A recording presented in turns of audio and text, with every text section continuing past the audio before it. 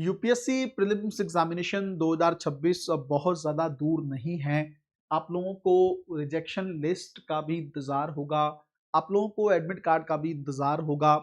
Admit card में आप लोगों को सेंटर कहाँ पे मिलने वाला है, इस चीज़ को लेकर भी आप लोग बेसब्री से सोच रहे होंगे।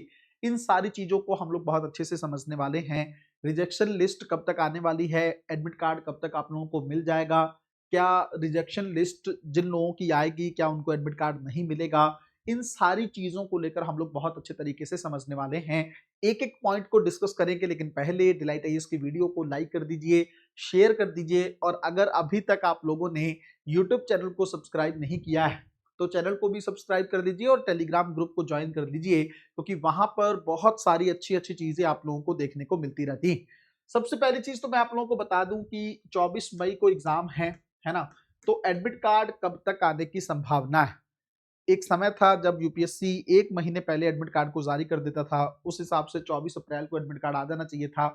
लेकिन एडमिट कार्ड अब कब तक आने की संभावना है, और उससे भी पहले रिजेक्शन लिस्ट कब आएगी? अगर किसी को नहीं पता रिजेक्शन लिस्ट क्या होती है, तो वो लिस्ट है जिसके अंदर जिन लोगों का फॉर्म यूपीएससी ने एक्सेप्ट नहीं किया है या जिनके फॉर्म को रिजेक्ट कर दिया गया है, उन लोगों का नाम जो है उस लिस्ट में आएगा और उन लोगों को पेपर देने का मौका नहीं मिलेगा।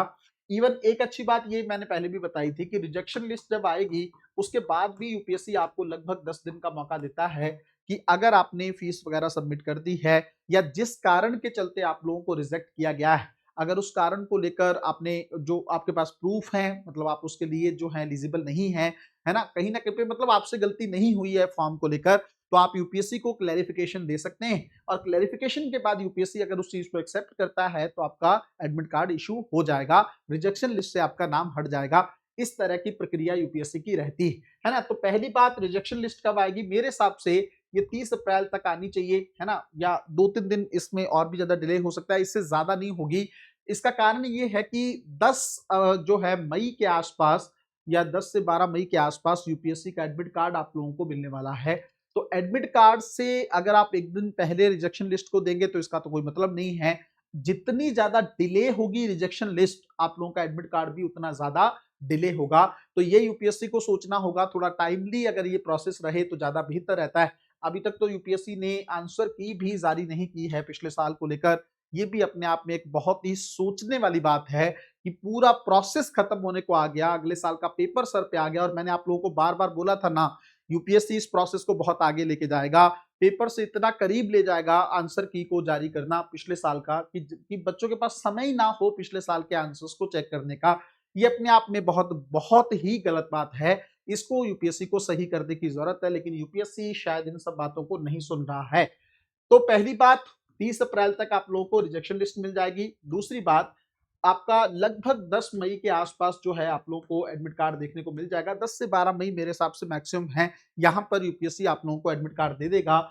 अब अगला सवाल जो आप लोगों के मन में आ रहा होगा, क्योंकि देखो मैं आपको एक बात बताऊं, बहुत सारे स्टेट पीसीएस क्या कर रहे हैं पिछले 1-2 सालों में ही, बहुत दूर दूर सेंटर दे रहे हैं। अभी हरियाणा पीसीएस का एग्जाम हुआ तब भी बहुत सारे स्टूडेंट ने बताया कि सेंटर बहुत दूर आया है।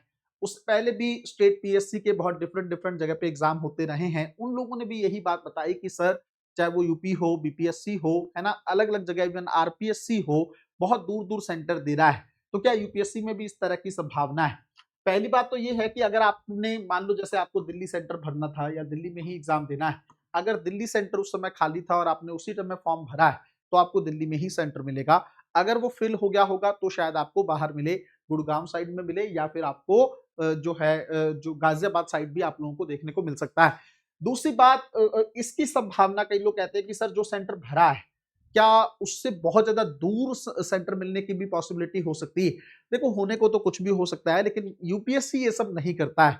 अब जिस बच्चे ने प्लान कर रखा है, मान लो कि जयपुर जाना है मुझे एग्जाम देने, और वहीं पे उसने सेंटर भरा है, तो जयपुर ही मिलेगा। ये हो सकता है कि जयपुर में किसी भी जगह पे आ सकता है ना। अब जैसे कई लोगों को होता क्या है कि दिल्ली के एकदम बाहरी क्षेत्र में भेज दिया जाता है, बहुत दूर होता है उनका सेंटर, जाने में भी 2 से ढाई घंटे लग जाते हैं। ये कैसे होता है? अब ये तो यूपीएससी का अपना एल्गोरिदम है, उसके बेस पर जो है आवंटन किया जाता है, और ये भी डिपेंड करता है कि आपने किस समय फॉर्म भरा है ना। अगर आपने शुरुआत में फॉर्म भरा है और यूपीएससी किस तरह से जो है एलोकेशन जो है कर रहा है, उसके बेस पर वो सेंटर डिसाइड होते हैं। लेकिन कोई दिक्कत नहीं है, परेशान नहीं होना है।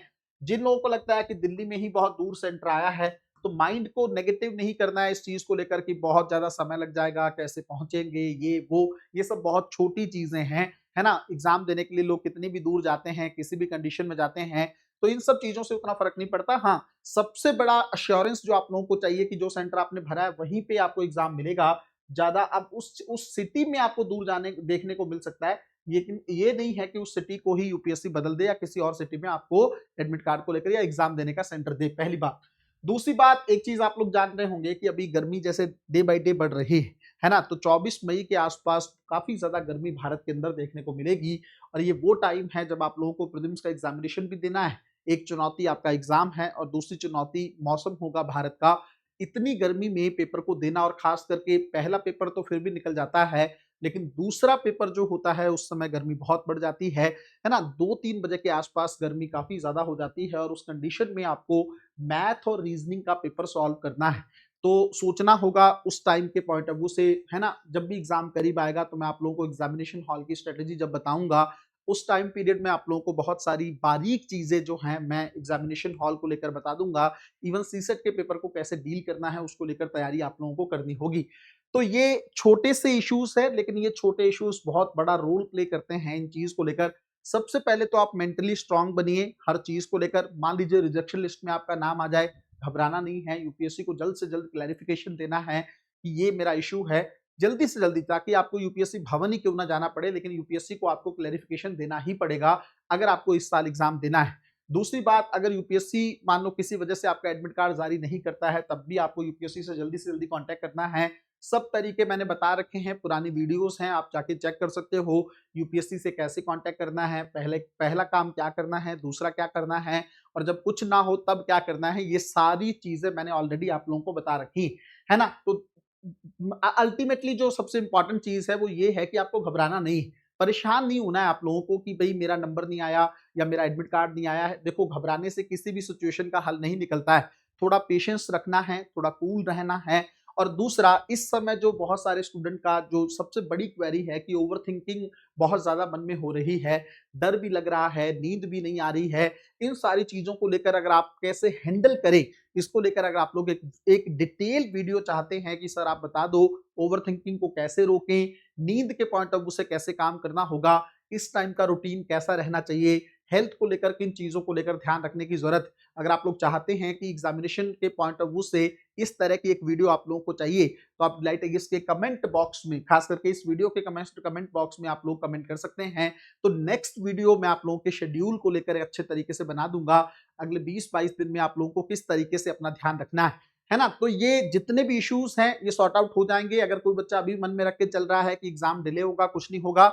24 मई को एग्जाम होने वाला है, 10 से 12 मई के आसपास आप लोगों को एडमिट कार्ड मिल जाएंगे, है ना। और मैं एक चीज और आप लोगों को आश्वस्त कर दूंगा, लगभग सभी का एडमिट कार्ड आएगा जिसकी फीस भरने में जिसका जो है इशू ना हुआ हो या किसी ने बहुत बड़ा जो है फ्रॉड ना किया हो, उन सब का एडमिट कार्ड आएगा। तो निश्चिंत रहो। हाँ, फॉर्म में जो कमी है वो अगली स्टेजेस पर यूपीएससी आपसे सही करवा लेगा, तो मन में डर नहीं रखना है। और होपफुली जिन लोगों का एडमिट कार्ड आ जाएगा, है ना, या जिनका रिजेक्शन लिस्ट में नाम नहीं होगा, वो जरूर अपडेट करिएगा डिलाइट आईएएस के डिस्कशन ग्रुप में, क्योंकि आप लोगों को पता होगा कि फॉर्म के समय सबसे ज्यादा सपोर्टिव मंच जो है डिलाइट आईएएस ही आप लोगों के लिए रहा है।